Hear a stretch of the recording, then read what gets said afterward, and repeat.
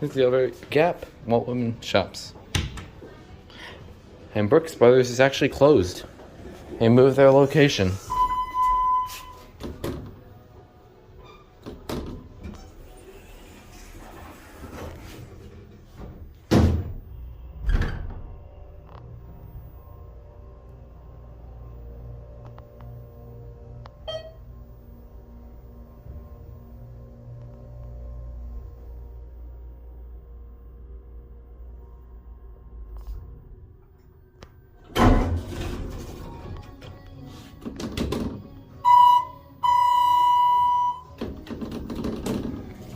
I had a little bit of off time, so I figured I'd squeeze this elevator in.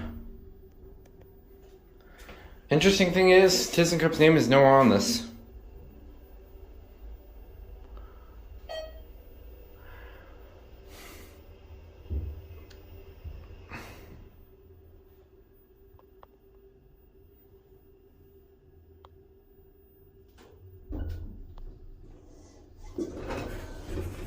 Alright.